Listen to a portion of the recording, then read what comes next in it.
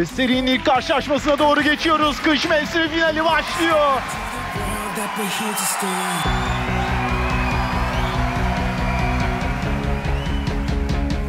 Stone bakalım görülecek mi? Minyonlar tarafından görünmüyor. Dumbledore arka tarafa derisini yüz geldi. Dumbledore hamle yok. Holy Phoenix'in başı dertte, şifası onu kurtarmayacak. AMF'de 5 maçlık seride ilk karşılaşmanın galibi Ball Supermassive. Holy! Rocket! 4'te 4 yapıyorsunuz evet ama Royal Bandit bu seri 3 maçta bitmeyecek diyor. Ball Supermassive taraftarları ayakta. Pop bu noktada seriye bağladı. İkinci Nexus Kulesi de düşüyor. KMF Ball Supermassive için bir gelenek ve bu gelenek bozulmuyor. Şampiyon Ball Supermassive.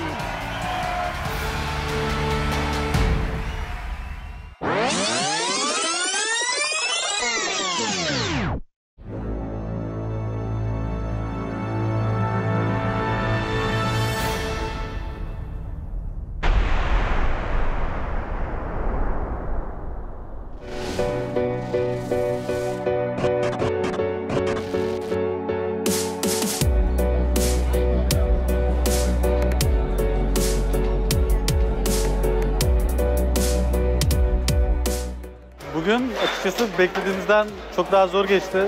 Daha rahat kazanmayı bekledik ama çok fazla hata yaptık. Normalde çok hata yapmayan bir takımız. Onun için zaten ligi birinci bitirdik falan neyse. Çok hata yaptığımız için oyunlar bayağı uzadı. Clan Fiesta dediğimiz şeyler oldu. Ama yine sonunda kazandık, o yüzden mutluyuz. Önümüzdeki finale bakacağız yani. Bence bugünün en güzel özeti yani bir sezon boyunca ligimizin kalitesinin ne kadar arttığından, ne kadar kaliteli oyuncular gidip geldiğinden vesaireden bahsettik. Bence rakibimiz muhteşem oynadı. Çok yürekten tebrik ediyorum onları. Ve bu sene bütün rakiplerimiz aslında gayet güzel oynadı. O yüzden yani eğer biz de gitsek, finalde biz de kazansak, başka bir takım da kazansa, yarı finalde kim çıkarsa, yani onun herhangi bir şansı olacaksa MSI gibi bir turnuvada bu rekabet seviyesi sayesinde olacak yani. O yüzden çok sevindirici bir şey aslında. Öyle bir maçı da kazanıyor olmak ekstra sevindirici tabii. Ha, terledik mi? Bayağı terledik, o doğru. Kanfi için motivasyonumuz başladığımızki kadar hala devam ediyor çünkü MSI'ye gitmek istiyor. Takımda herkes MSI'ye gidip yani yurt dışına gitmek istiyor. Almanya olduğu için de aslında bizim için özel anlam var. Almanya'ya gidip eski takım arkadaşımız var, Toleran. O orada yaşıyor, onu görmek istiyoruz. O da bize ekstra motivasyon sağlıyor. Yani motivasyonumuz iyi bence, yerinde. İyi olan kazanacak sonuçta ve bizim önümüze daha güçlü olan rakip gelecek her ihtimalde. Dolayısıyla aslına bakarsam benim çok söyleyebileceğim, tercih yapabileceğim bir şey doğru değil orada. Ama şu var, bugün ne kadar eski oyuncularımız Rogu ve Naru'ya karşı oynamak ayrı bir keyifse, finalde de eğer Dumble'a karşı oynarsak o da ayrı bir keyif olur. Çünkü sevdiğimiz insan, tanıdığımız daha bir bağımız, yakınımız var mesela. O ile rekabet ayrı bir tatlı oluyor yani. Yarınki maçta Royal Bandit'in kazanması bekliyorum. Büyük ihtimalle 3-1 veya 3-0 olur onlar da aynı şekilde. Kendi oyunlarını oynarsa 3-0 kazanır ama ben tabii tercihim Royal Bandit daha güçlü bence. Onun için kırmızı kazanmasını istiyorum yani.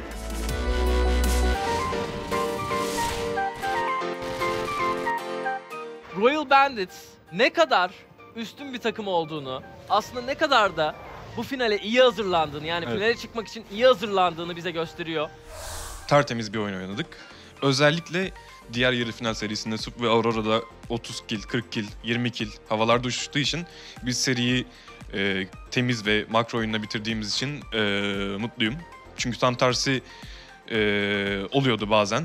Supermassive'e karşı maçlarda özellikle biz çok kill oynuyorduk ama şu anda makromuzu oturtmuş durumdayız ve Supermassive'in hala sorunları var gibi savaşma konusunda. Çok fazla savaşıyor. Bu yüzden ekstra bir mutluluğum var yani şu anda. Final serisi kesinlikle çekişmeli geçecek. Rahat geçeceğini sanmıyorum. 3-2 biz yeneriz gibime geliyor ama büyük konuşmak istemiyorum.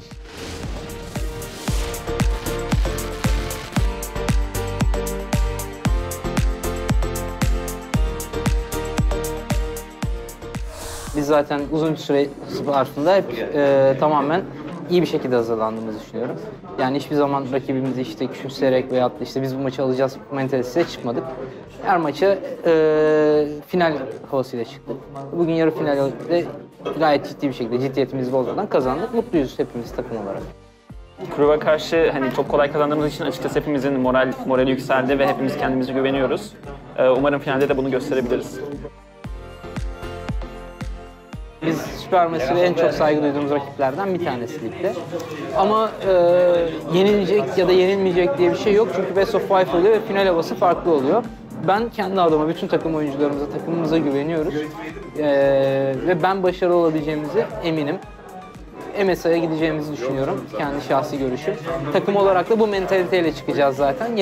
Yeneceğiz şeklinde mentaliteyle çıkıyor olacağız. Bence çok güçlü bir takım ama aynı şekilde biz de çok güçlü bir takımız. Hani tamamen o gün ne olacağı hani belli değil. Ama ben 3-1 kazanacağımıza inanıyorum.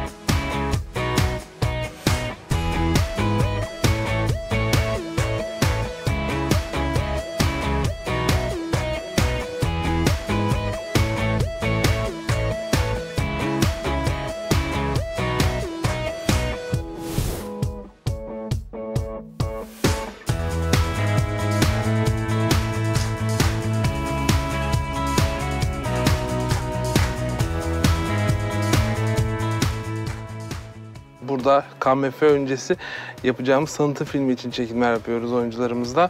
2 takımımız var. Supermassive, Royal Bandits. İlk önce Supermassive var, şimdi onları çekiyoruz.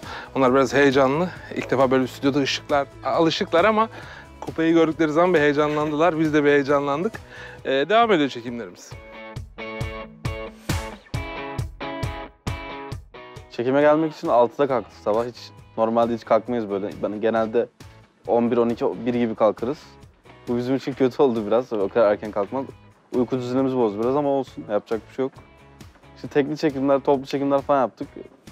Okeydi yani, hızlıydı biraz. Çok çekim oluyor genelde final çıktığı zaman bir takım. Büyük ihtimal çok az scrimimiz olacak. Maksimum 1-2 gün. İşte onlarla ne kadar çıkabilirsek yani önceki haftalarda çalıştıklarımız da olacak bir iş zaten. Öyle.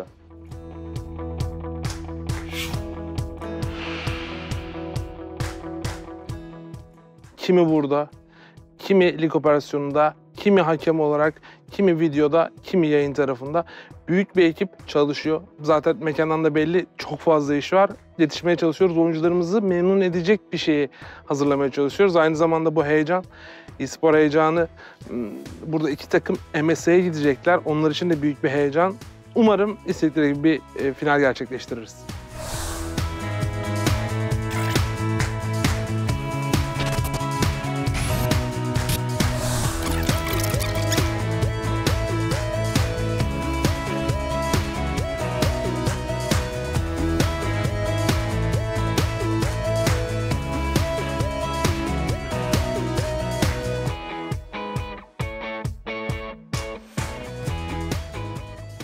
Bizim Malarak'la Septit'in ilk kez Türkiye'de sahneye çıkışı. Onlar için, yani Kore'de çıkmış olsalar da Türkiye'de de olmaları onlar için büyük bir şey bence. Aynı şey Sergen için de geçerli. O da ilk defa Türkiye'de çıkıyor. Ben ve Dumble birçok kez çıktık. Görmeleri güzel oldu bence. Gözlerindeki ışığı görebildim hepsinde. Güzel bir şeydi.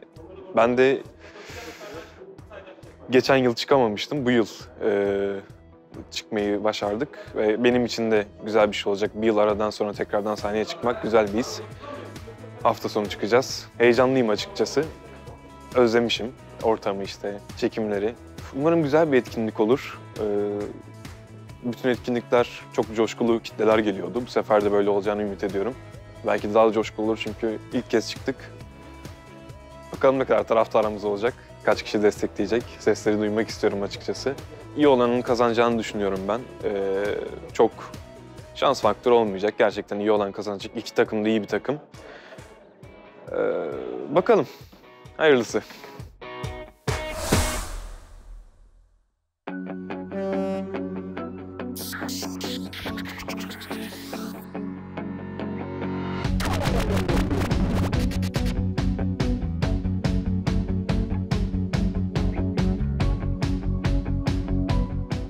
KMF, TBF gibi organizasyonların o e-spor sektörü için çok önemli rol oynadığını zaten hepimiz biliyoruz. Çünkü bu artık bizim hani bütün lig boyunca ektiğimiz tohumları biçtiğimiz son müsabaka oluyor.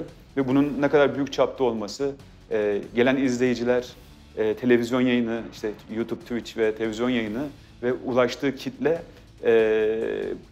işin büyüklüğünü kanıtlıyor. Bu işin büyüklüğünün kanıtlanması da bize gerek sponsorluk anlamında, gerek işte oyuncuların motivasyonu anlamında, gerek bizim yatırımcı ve yönetici olarak geleceğe dönük planlarımızın yaparkenki motivasyonumuz anlamında çok büyük katkısı var. Burada Riot Games tabii çok büyük iş başarıyor.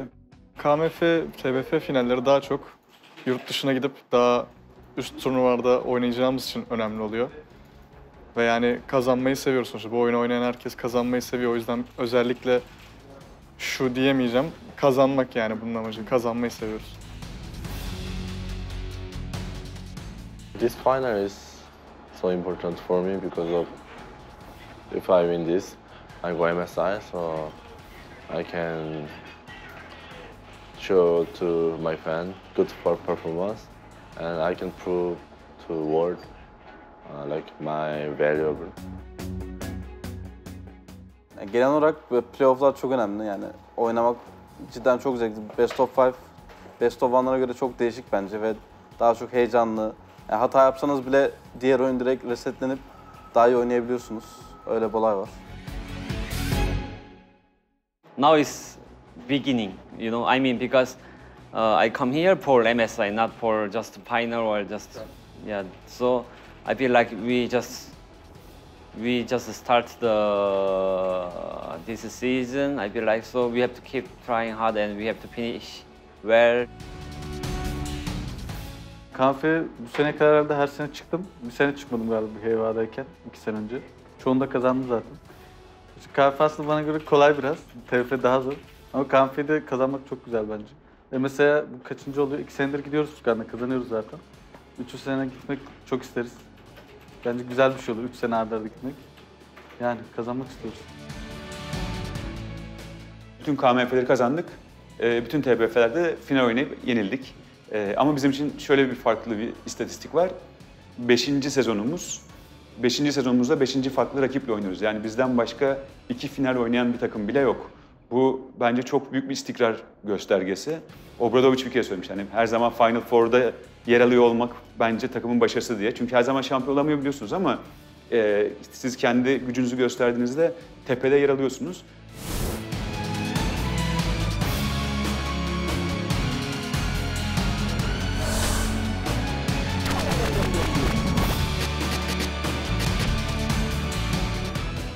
KMF'nin hem bizim için hem de Türkiye'deki e-spor takımları için bence önemi çok büyük. Çünkü kendilerini global arenada gösterme ve Türkiye'yi temsil etme hakkını kazanıyorlar. Bu da zaten bir takımdan ziyade Türkiye açısından çok daha büyük bir etkisi olduğu için KMF'nin önemi bence burada daha çok. Yani dediğim gibi ülkenizi global arenada temsil etme hakkına sahip oluyorsunuz ve bu da bu sektörün büyümesi için en önemli şeylerden bir tanesi. Ben ilk profesyonel oyunculara başladığımda ilk sahnede oynadığım turnuva KMF'di. Ve de hani ilk defa o kadar insan karşısında oynamak çok farklı bir duyguydu benim için. Ve de hani hala unutamadığım ilk anlarımdan biri diyebilirim. İlk defa kalbimin çarptığı bir andı. O yüzden KMF'nin yeri benim için her zaman farklı olacak. I mean, obviously it's pretty important for both me and Royal Bandits as an organization, since it's basically like last year. It didn't go very well for them in Turkish Challenge Series, so now it was time to redeem themselves.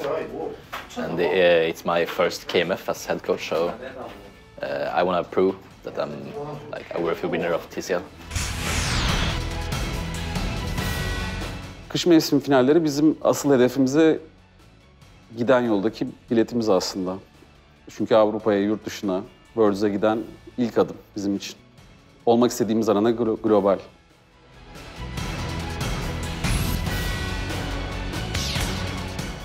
We had a great season.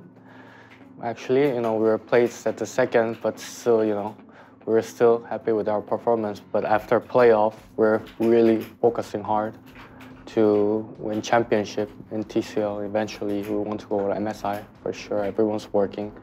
Everyone has been working really hard.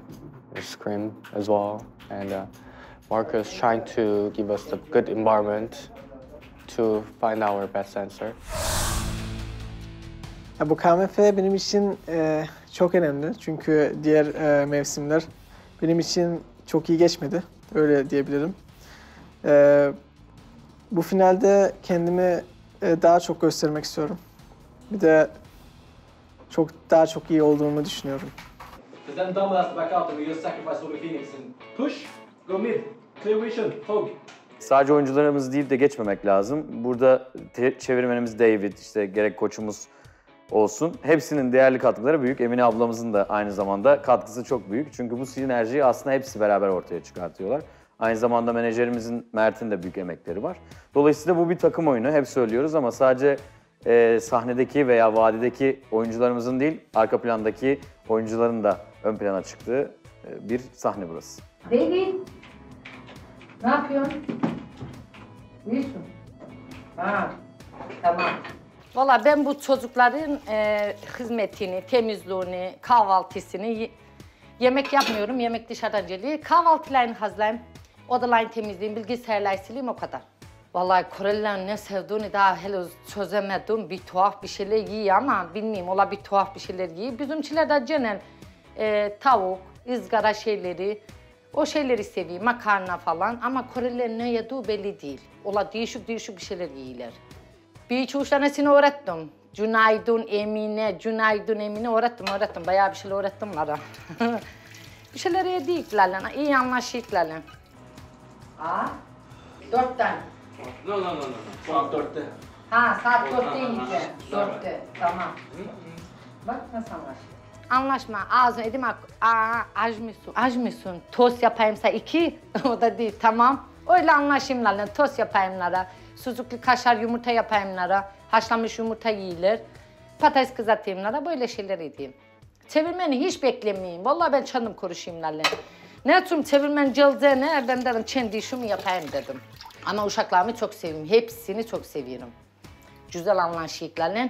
Hiçbir tane bozuk yok. Hepsi çok iyi, uslu, terbiyeli çocuklar.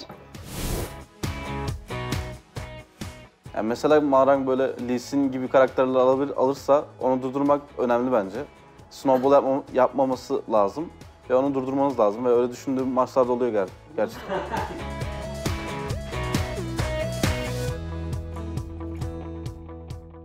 Bence Royal Bandits bayağı güçlü takım.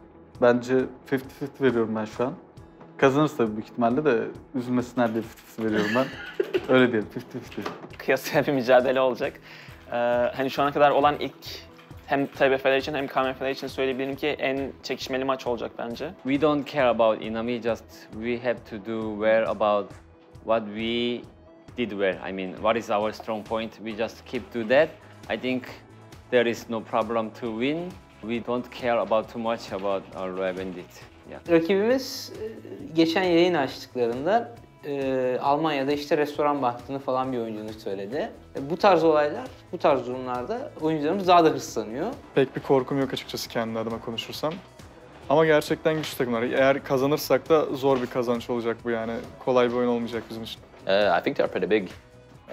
Everyone says that we are the stronger team. Obviously, we haven't proved that yet in the league, but I think our skill ceiling is way higher than Supermassives. Actually, their player is really good. Like each lane, there's the most player of Turkish. I think Dumbledore. He has good game mechanic and good knowledge some moment. So I guess it will be easier when we have bottom winning situation. I think. 딱히 창석이 형은 상대한 거에 대해서 두려움은 하나도 없어요. 그냥 좀 상대하면 상대하기 제일 쉬울 것 같다라는 느낌 있고 걱정되는 건 이제 눈꽃의 오더가 제일 걱정되는 정도? 슈퍼매시브에서 제일 큰 적은 그냥 눈꽃 딱 한 명인 것 같아요. 제 생각엔. Safe oynarsak, late'e giderse oyun zaten karşı jungle pek useful olmayacak. O yüzden Herkes yapması gerekeni biliyor. 3-2 biz kazanacağız diyorum. Kazanırsak bile yine şöyle bir oyun düşürürüz en azından gibi geliyor. 3-1, 3-2 falan diye düşünüyorum yani. 이기고 시작한다면은 못해도 3대1로 이길 것 같아요. 이긴다면. 지금 굉장히 팀에서도 자신감이 있는 상태고 슈퍼매시브 상대로. 저희는 이길 거라고 생각하고 있어요. İlk oyun etkili olacak. Kim kazanırsa o avantajlı olacak. Veya tek oyun olarak değil, moral olarak da.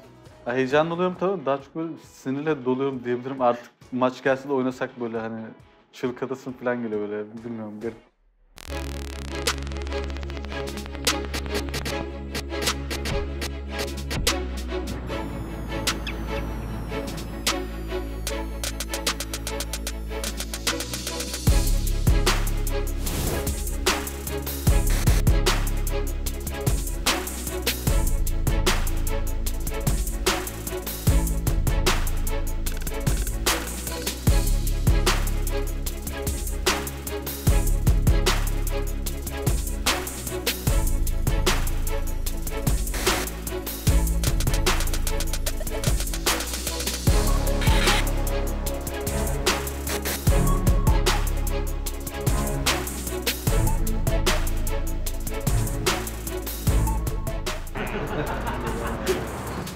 How you fight?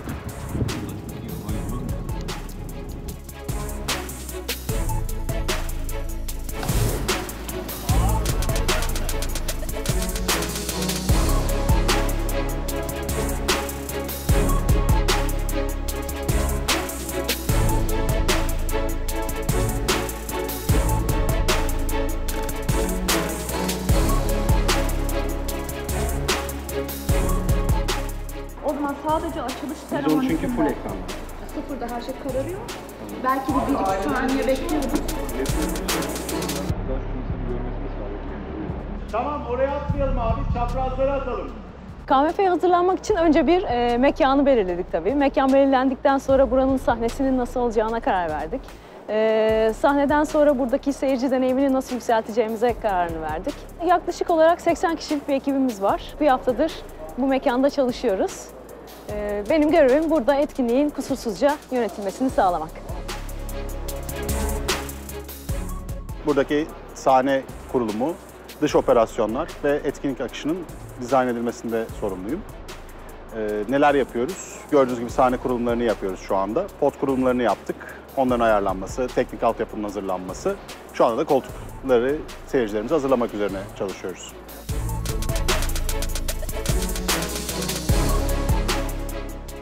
...2018 KMF için Ata Stüdyolarındayız. Yarın büyük gün. Bugün artık provaların son günü. Açıkçası en rekabetçi mevsimini yaşadık Vodafone Freezone Şampiyonluk Ligi'nin. Gerek transferler olsun, gerekse bu transferlerin bir araya gelip çok iyi mücadeleler sergilemesi olsun ve belki de bu senenin en iyi iki takımı. Yani buna muhtemelen farklı bir yorum duymayacağız kimseden. Boğaz Süpürmesi ve Royal Bandits yarın 5 maçlık bir seride karşılaşacak. Normal lig aşamasında hiç yenemedi Royal Bandits Boğaz Süpürmesi ama bu bile rekabetin boyutunu kesinlikle değiştirmiyor. Yarın şuradan 10 kişiye sorsak muhtemelen 5 kişi Boğaz Süpürmesi, 5 kişi Royal Bandits'ler. Bu da ne kadar ciddi derecede takımların yakın olduğunu gösteriyor.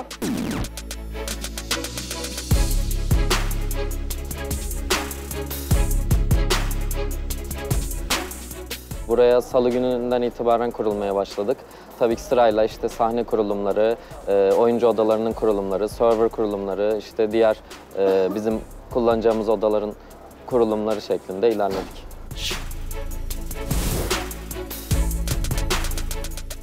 Şu an playtest yapıyoruz. KMF öncesinde sunucularda herhangi bir sıkıntı var mı, bir bug var mı onlara bakıyoruz.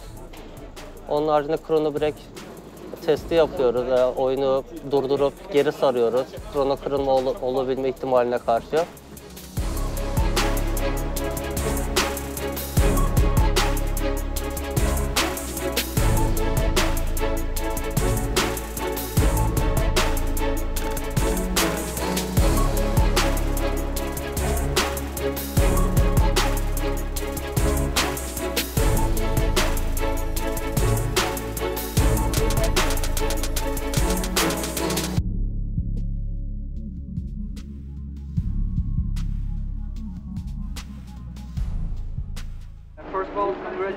be here. You have to give us your starting roster at 10 p.m. tonight. You have side selection for games 4 and 2.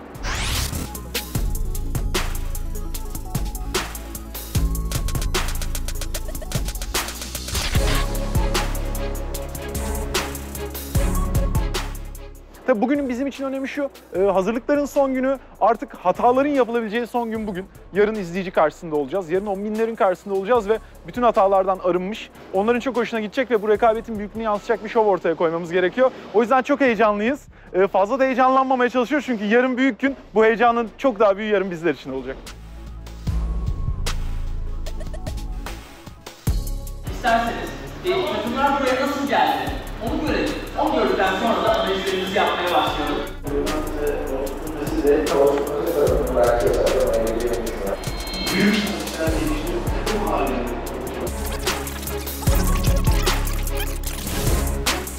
Seyirci ışığımızı verelim. Tahmin başlıyor, ben bir andayım.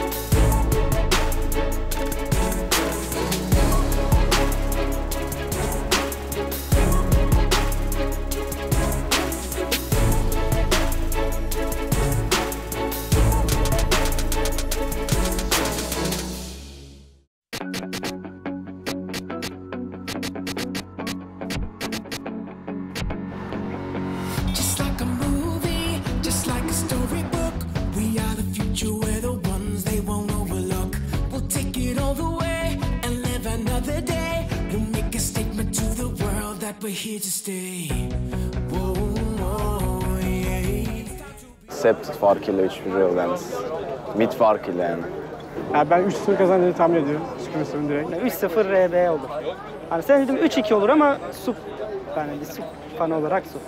Bence 3-2 Royal Bandits kazanacak. 3-0 Supermassive diyorum. Ben 3-1 Supermassive diyorum. Bence 3-1 Supermassive olur. Umudum Royal Bandits'ten yana ama hani %70-80 oranda değil, hani %55'e 45 oranda düşünüyorum Royal Bandits'in alacağını. Ben 3-0 Supermassive'in alacağını düşünüyorum. Çünkü mevsim boyunca çok baskın bir performans gösterdiler. Septit boşuna gelmedi bence ya. Yaratır bir şeyler. 3-0 bitirecek, şampiyon kupa bizim. Başka yolu yok.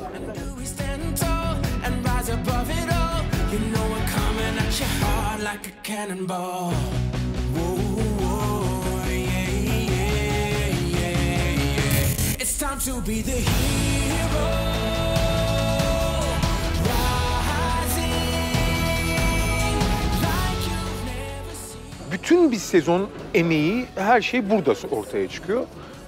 Bütün hani bir basketbol takımını düşünürseniz bir takım kuruluyor, seçiliyor, antrenmanlar yapılıyor, yıl boyunca mücadele yapılıyor. Ve bugün 5 maçlık bir seride tek bir günde şampiyon belirleniyor. Herkes bugün için hazırlanıyor ve bugün karar veriliyor buna.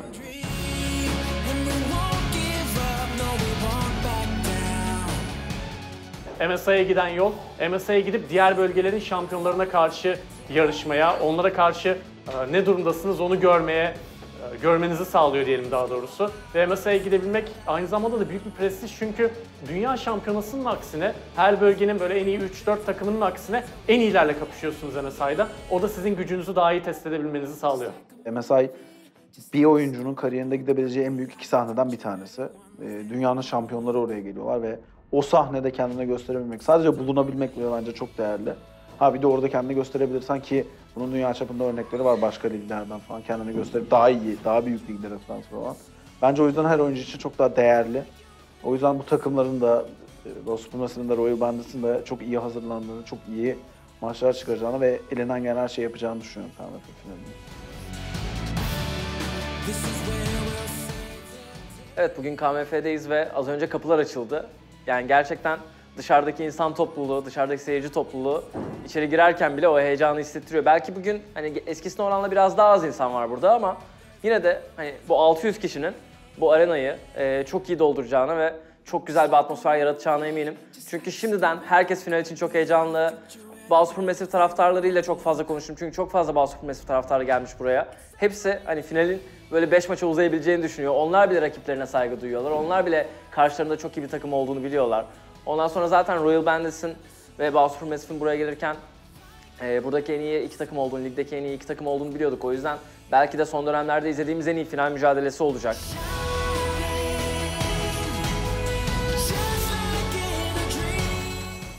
Bu zamana kadar Türkiye League of Legends sahnesini gördüğü en iyi iki takım muhtemelen bu iki takım. Bao Supermassive o kadar dominanttı ki Royal Bandits'e birazcık gölge düşürdü. Royal Bandits, Bao Supermassive bu ligde olmasaydı Royal Bandits de Türk League of Legends tarihinin en iyi takımı olurdu muhtemelen. O yüzden açıkçası seviye gerçekten çok yüksek ve ben bayağı iple çekiyorum finali.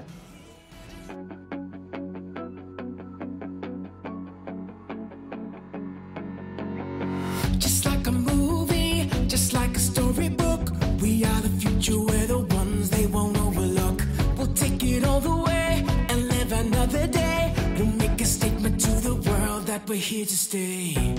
Whoa, whoa, yeah, yeah, yeah, yeah. It's time to be the hero. Rising like you've never seen. Like you've never seen. We're looking for a hero. Shining just like in a dream. Just like in a dream. 2018 kış mevsimi League of Legends tarihinin en üst düzey mevsimiydi. Türkiye Şampiyonluk Ligi için konuşursak. Gerek oyuncu kalitesi gerek oyun kalitesi olarak hiçbir zaman bu seviyeye çıkmamıştık. Ve bu iki takım da diğer bütün çok kaliteli rakiplerin arasında en az bir basamak hatta 2 basamak yukarıda gözüktüler sezon boyunca. Dünya çapında oyunculara sahipler ve dünya çapında bugün EULCS'de bu iki takım yer alsa ben kesinlikle sırıtmayacaklarını, orta sıralarda hatta başa güreşebileceklerini düşünüyorum. Bu da gelmiş geçmiş en heyecanlı ve en beklentilerin ve en oyun seviyesinin yüksek olduğu KMF'yi izleyeceğimiz anlamına geliyor.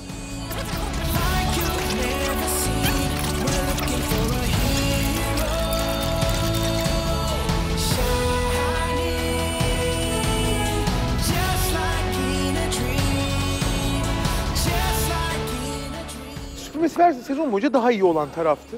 Ama ben nedense oyun yapma potansiyelinden dolayı Royal Bandits'i avantajlı görüyorum. Bakalım.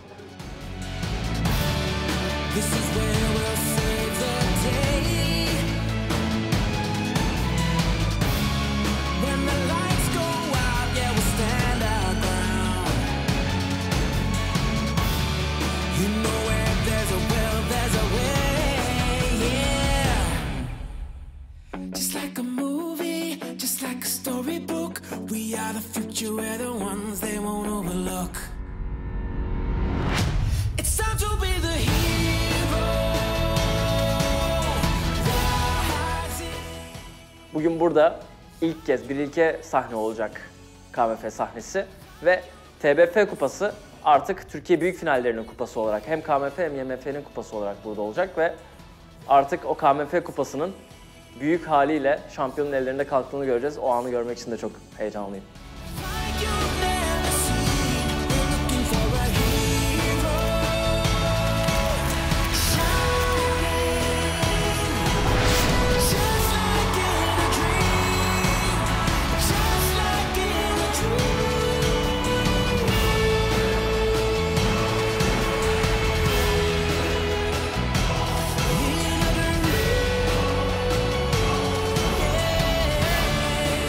On, 9, 8, 7, 6, 5, 4, 3, 2, 1.